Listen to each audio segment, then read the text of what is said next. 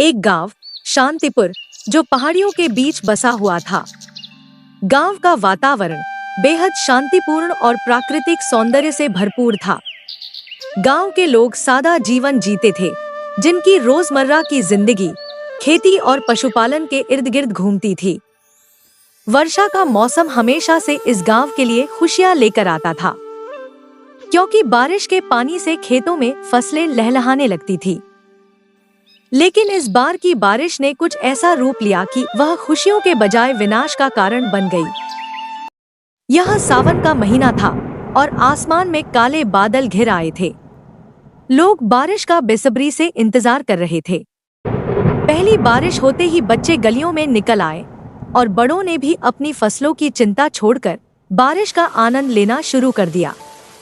पर यह खुशी ज्यादा समय तक नहीं टिक पाई। लगातार 3 दिनों तक बारिश होती रही और अब यह चिंता का विषय बन गया। गांव के बड़े बुजुर्गों को मौसम कुछ अजीब सा महसूस हो रहा था। यह बारिश सामान्य नहीं लग रही थी। उन्होंने गांव के मुखिया हरिराम से बात की और कहा, मुखिया जी, इस बार की बारिश कुछ ज्यादा ही भयानक लग रही है। हरिराम एक अनुभवी और समझदार व्यक्ति था। उसने गांव के सभी लोगों को पंचायत घर में बुलाया और उन्हें संभावित खतरे के बारे में चेतावनी दी। यह बारिश तो रुकने का नाम ही नहीं ले रही है। अगर ये इसी तरह जारी रही तो हमें गंभीर समस्या का सामना करना पड़ सकता है। हमें अभी से तैयारियां करनी होंगी।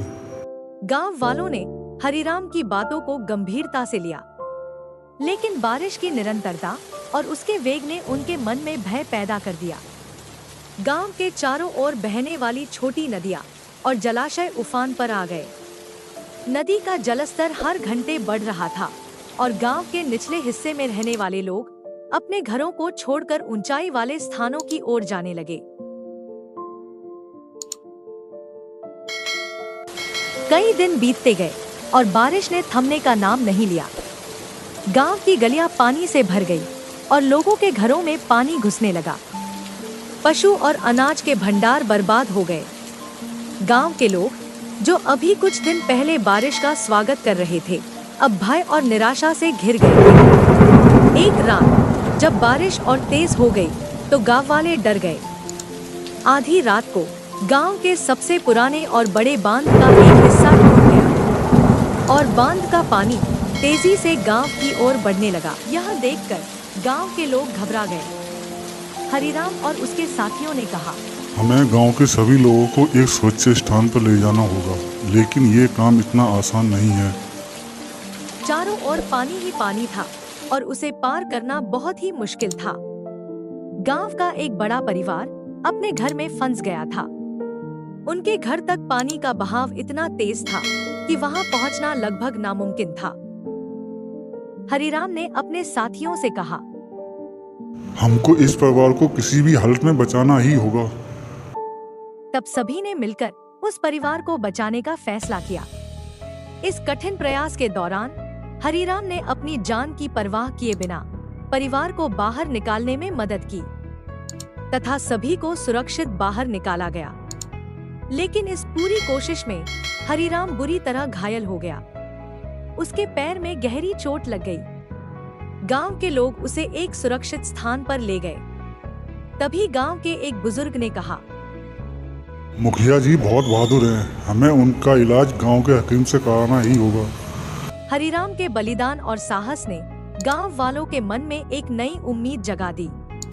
उन्होंने मिलकर सभी लोगों को ऊंचाई वाले स्थानों पर पहुंचाया और सुरक्षित किया। रात भर बारिश होती रही, लेकिन सुबह होते होते वह धीमी पड़ गई। लोग अब भी भयभीत थे, लेकिन उन्हें राहत भी महसूस हो रही थी कि बारिश ने थमने का संकेत दिया है। जैसे जैसे दिन चढ़ता गया, पानी का स्तर धीरे धीरे कम होने लगा। गांव के लोग अपने टूटे घरों और बर्बाद हुए खेतों को देखकर दुखी थे, लेकिन वे सुरक्षित थे और यही उनके लिए सबसे बड़ी राहत थी। हरिराम की हालत गंभीर थी। गांव के लोगों ने उसे तुरंत शहर के अस्पताल में ले जाने का निर्णय लिया। गांव के कुछ युवक उसे लेकर शहर की ओर निकल पड़े। अस्पताल पहुंचने पर डॉक्टरों ने उसकी स्थिति को देखते हुए तुरंत इलाज शुरू किया। गांव के लोग अब धीरे धीरे अपने घरों की मरम्मत में जुट गए। उन्होंने एकजुट होकर गांव का पुनर्निर्माण शुरू किया। हरिराम के साहस और नेतृत्व ने उन्हें प्रेरित किया कि वे इस विपत्ति का सामना धैर्य और संकल्प के साथ करें। उन्होंने मिलकर बांध को फिर से मजबूत किया ताकि भविष्य में इस तरह की त्रासदी न हो। हरिराम जब कुछ हफ्तों बाद गांव वापस आया, हरिराम ने महसूस किया कि गांव के लोगों ने उसका सम्मान रखते हुए उसके द्वारा दिखाए गए साहस और नेतृत्व को अपनाया है। वर्षा का कहर अब बीत चुका था, लेकिन उस घटना ने गांव वालों को एक महत्वपूर्ण सबक सिखा दिया था। उन्होंने सीखा कि एकजुटता और साहस के साथ किसी भी विपत्ति का सामना किया जा सकता है। गांव ने अपनी पुरानी चमक को फिर से पा लिया और अब वह पहले से कहीं ज्यादा मजबूत और संगठित था। हरिराम की इस घटना के बाद गांव में बहुत इज्जत बढ़ गई थी। लोग उसे अपना हीरो मानने लगे। उसने गांव के लोगों को कहा कि सभी को प्रकृति का सम्मान करना चाहिए और उसके साथ तालमेल बिठाकर चलना ही असली बुद्धिमानी है।